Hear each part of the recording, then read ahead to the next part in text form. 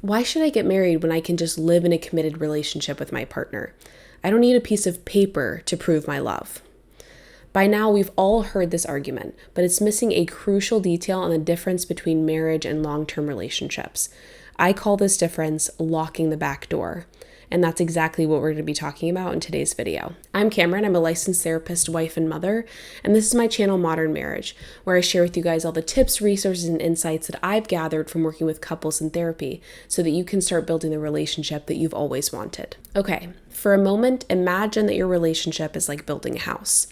When you first start dating, there are more door and window frames than there are walls. Maybe this early on, your house doesn't even have a roof. But over time, you start to build up those walls, you add a roof, you put glass in your window frames, and add doors to the door frames. Eventually, as you two commit to each other more deeply, you're functionally eliminating reasons to split up and adding reasons to stay together.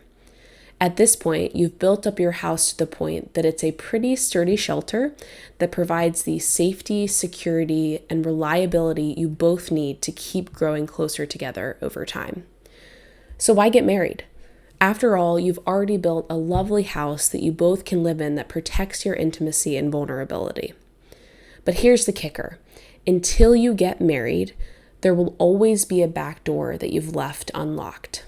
Until you say and truly mean your marital vows to one another in front of your friends and family, binding yourselves to each other in the most official and public way possible, that house you've taken so long to build will still have an escape hatch. And to some people, this sounds like a good thing. After all, why would you want to fully risk committing to a relationship that could go sour? I've heard some people compare marriage to investing in stocks. It'd be unwise to invest all your money in one stock, so why would you ever invest not only all of your money, but your heart, mind, and soul in one person? Men and women with this perspective tend to want to protect their escape routes and their backup plans so that if they decide at some point down the line that the relationship is no longer worth the effort that they're having to put in to maintain it, they can cut their losses and run. And while everyone has the right to this sort of mindset, if this describes your beliefs, then marriage is actually unlikely to help you accomplish your goals. In fact, it's probably going to do the opposite and make it harder for you to achieve your goal of keeping some level of separation between yourself and your partner. Certainly, this perspective is understandable, especially for men who fear being at a significant disadvantage if the marriage were to end in divorce and nasty custody battles. Or for women who have experienced, either firsthand or through someone else, the dangers of being legally, financially, and spiritually entangled with an abusive man. Wherever the reservations come from, though, the subtext remains, underlying the idea that I don't need to get married to prove I love you is the additional message, marriage is just too risky, and I don't trust you or love you enough to take that risk with you. Or perhaps, you're good enough right now, but I'm not willing to take a risk on whether you'll be enough for me 5, 10, or 20 years in the future. It turns out marriage is not like investing in a stock. Since when you invest in a stock, your faith in it doing well doesn't make that stock more likely to succeed. The stock doesn't care about your feelings or your beliefs. But the opposite is true for marriage. The more faith you express in your partner, yourself, and the institution itself, the more likely that relationship is to succeed. On the other hand, the unwillingness to take a leap of faith into marriage, the equivalent of leaving the back door unlocked in your house, will always prevent the deepest form of intimacy to flourish in your relationship. To grow closer to your partner indefinitely, if that is what you want, you kind of have to go all in. And as far as I can tell, there are 4 major reasons why true intimacy requires going all in or getting married. But before I get into those reasons, please don't forget to like this video, subscribe to the channel if you want to see more content like this, and send this video to someone who you think might find it helpful. Those 4 reasons are, number 1, the deepest intimacy requires the biggest commitment. True intimacy requires a significant level of safety, as being intimate, whether that's physically, emotionally, spiritually, financially, or mentally, is an inherently vulnerable choice. To expose your softest spots to another person, you're first going to want the necessary reassurance that they won't then stab you where it hurts the most.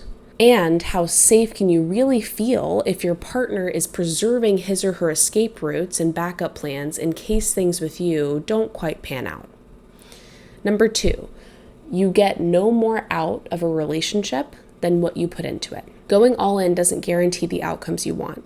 Certainly, many people have gone into marriage with the highest hopes, then one spouse ends up giving as much as possible to the relationship without receiving what he or she expected in return.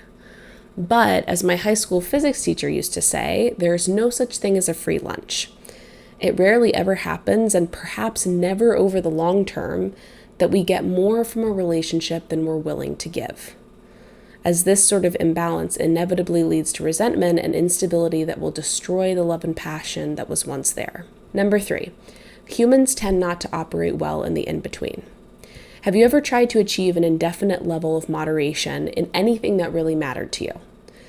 Whether you wanted a promotion or to lose 50 pounds or to master a new skill, was it easier to go all in on that goal or to go half in, leaving some part of you uncommitted to the process?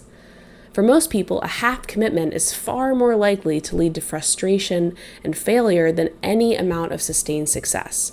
After all, a big cheat day on Sundays can ruin a week's worth of good diet and exercise. And it turns out that our romantic relationships are not that different. Trying to indefinitely persist in the in-between, straddling between total commitment and no commitment, introduces a level of ambiguity to our desires that makes it a lot harder to persist when things get difficult.